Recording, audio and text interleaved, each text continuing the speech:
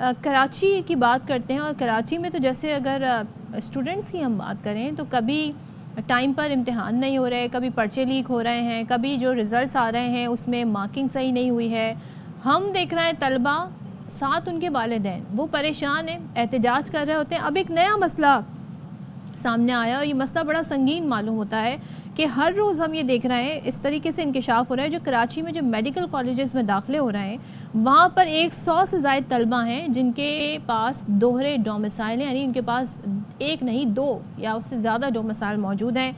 हुआ क्या, हुआ ये कि ये जो उम्मीदवार थे ये गुज़िश्ता साल अंदरूनी सिंध में दाखिला नहीं ले सके थे, तो उन्होंने क्या किया, कराची का डोमिसाइल ले लिया, उसमें वो कामयाब हो गया। अब इस तरीके से उनके पास एक दोहरी सिचुएशन बन गई। कुछ उम्मीदवारों के पंजाब के डोमिसाइल पकड़े गए हैं जिन्होंने बाद में सिंध का भी बनवाया। इस तरीके से डाउ यूनिवर्सिटी ने डबल डोमिसाइल रखने वाले 30 तलबा के फिर दाखिले रोक लिए। अब हो क्या रहा है कि सिंध में बताया जा रहा है कि सिस्टम ऑनलाइन नहीं है, जिसकी वजह से ये जो डोमिसाइल हैं इनकी वेरिफिकेशन नहीं हो पाती है। तो क्या ये इतना मुश्किल काम है, इसको सॉर्ट आउट क्यों नहीं कर पा रही? बात कर लेते हैं इस हवाले से हमारे नुमाइंदे अनवर खान। अनवर, बताइएगा ये कोई चेक एंड बैलेंस है? मतलब दो दो डोमिसाइल पकड़े जा रहे हैं, फिर बाद में पता चलता है तो फिर उन्हें इम्तिहान देने से और दाखिले से रोक दिया जाता है। ये देखें, इस वक्त सिंध की मेडिकल जामियात के अंदर दाखिलों का सिलसिला जारी है और इस वक्त जो सूरत हाल सामने आई है, डाउ यूनिवर्सिटी ऑफ हेल्थ साइंस की जानिब से महकमा सेहत के हुक्काम को एक ख़त अरसाल किया गया है जिसके अंदर 18 अफराद की फहरिस्त उनको फराहम की गई है और महकमा सेहत के हुक्काम ने इस बात की तस्दीक कर दी है। पीर के रोज़ इन उम्मीदवारों के तमाम कवायद तलब किए गए थे, उनके इंटरव्यू किए गए थे। तो डाउ यूनिवर्सिटी ऑफ हेल्थ साइंस ने MBBS और BDS के 18 उम्मीदवारों के दाखिले मनसूख कर दिए हैं, जबकि जामशोरो मेडिकल यूनिवर्सिटी के 5 तालिब इल्मों के दाखिले भी मनसूख किए जा चुके हैं। सिलसिला ये था कि सितंबर का पहला हफ्ता दिया गया था इन लोगों के तमाम अपने दस्तावेज़ जमा करा थे, वो उम्मीदवार जो कि मेरिट को पढ़ा चुके हैं। हाँ। तो ऐसे मुतादिद उम्मीदवारों ने 3 सितंबर को कराची के डोमिसाइल हासिल किए थे और इन जो कवायद के मुताबिक इन डोमिसाइल की जो म्याद होती है वो 6 माह की होती है और जब कागजात की जाँच पड़ताल की गई तो इन उम्मीदवारों के अंदर से इन उम्मीदवारों को डोमिसाइल जो है वो दोहरे निकले। दोहरे डोमिसाइल की बुनियाद के ऊपर इन उम्मीदवारों के दाखिले मनसूख कर दिए गए। कराची के अंदर जितने भी सरकारी और मेडिकल कॉलेज है उसके अंदर दाखिलों का इख्तियार डाउ यूनिवर्सिटी ऑफ हेल्थ साइंसेज को दिया गया था। मजमूई तौर पर 1800 नशिस्तें बनती हैं कराची के अंदर। कराची के अंदर सरकारी और प्राइवेट मेडिकल कॉलेजों की 240 दाखिले हैं MBBS और BDS के डाउ यूनिवर्सिटी ऑफ हेल्थ साइंसेज के अंदर, जिसके अंदर से 18 को मनसूख किया जा चुका है। क्योंकि सुबह पंजाब के अंदर ऑनलाइन निज़ाम मौजूद है, सुबह सिंध के अंदर ये निज़ाम मौजूद नहीं है। जब वो तालिब का डेटा वहाँ डाला गया तो वहाँ से ये। और क्या ये जो जाली डोमिसाइल है ये बनवाना इतना ही आसान है अनवर? जी देखें, बिल्कुल ये बासानी बन गए और 3 सितंबर के तारीख उन डोमिसाइल के ऊपर मौजूद है। ज़राए डाउ यूनिवर्सिटी ऑफ हेल्थ साइंसेज के मुताबिक पहले उन्होंने एडमिशन फॉर्म जमा करवा दिया। एडमिशन फॉर्म जमा करवाने के बाद जब वो इंटरव्यू के अंदर अपेयर हुए तो उन्होंने अपने दीगर सूबों के और दीगर इलाकों के डोमिसाइल जमा करवाए, लेकिन जब वो इंटरव्यू के अंदर अपेयर हुए तो उन्होंने कराची ज़िला शर्क़ी के ज़्यादातर डोमिसाइल है जो वो बासानी हासिल करने के अंदर कामयाब हो गए।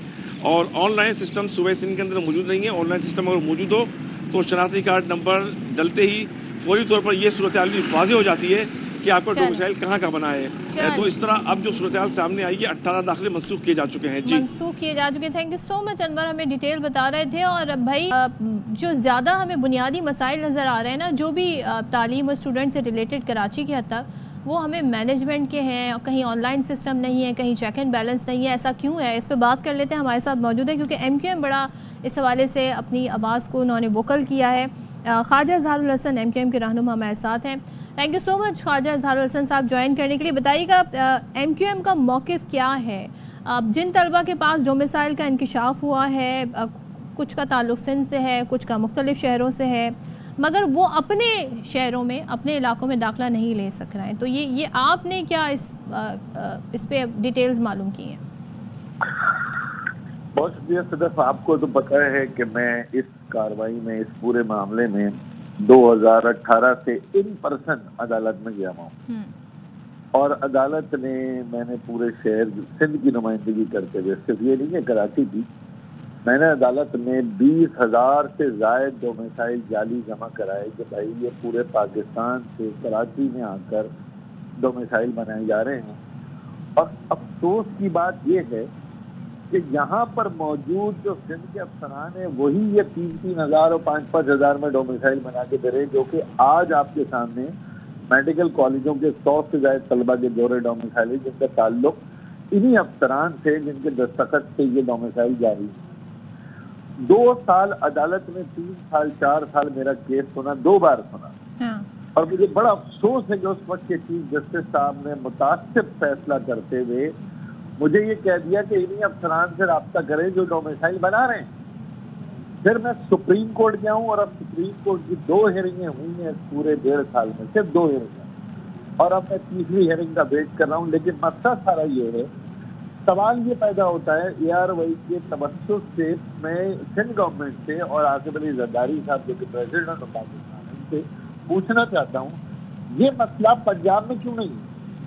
पंजाब में क्यों नहीं बन रहे भाई जाली डोमिसाइल? बलूचिस्तान में क्यों नहीं बन रहे? KPK में क्यों नहीं बन रहे? सिंध में खास तौर पे कराची आलमी यतीम खाना क्यों बना हुआ है? ख्वाजा साहब एक चीज़ मुझे बताएं, आपकी सारे पॉइंट्स मुझे बिल्कुल समझ आ रहे हैं कि आप किस डायरेक्शन में काम बात करना चाह रहे हैं, लेकिन तलबा भी तो जाली डोमिसाइल बनवा रहे हैं, तो वो जो अफसरान हैं उनकी निशानदेही आप कर रहे हैं, लेकिन व्हाट अबाउट द स्टूडेंट्स?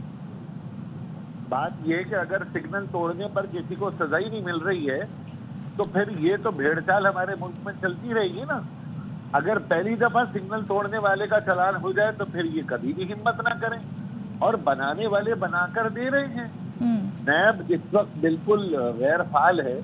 नैब का काम है कि ये जाली डोमिसाइल बनाने वालों को पकड़े। दोहरे डोमिसाइल वालों के ऊपर सरकारी नौकरियां खत्म हुई हैं, अदालत में फैसले आए माजी में जो उनकी पूरी मराद वापस की गई है, उनकी तनख्वाहें उनकी वापस की गई है। तो ये क्या जुल्म है कि कराची के नौजवानों को एक तरफ तो नौकरियां ना मिले और उनके कोटे के ऊपर पब्लिक सर्विस कमीशन में भी जाली डोमिसाइल। एक चीज मुझे बताएं, इज इट दैट सिंपल? क्योंकि जब डोमिसाइल बनता है तो उसके लिए आपको पूरे अपने कवाइफ देने होते हैं, अपनी एड्रेस बताना होता है, जो भी वेरिफिकेशन का प्रोसेस होता है वो देना होता है।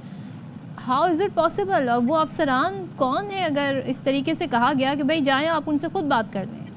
Can you identify?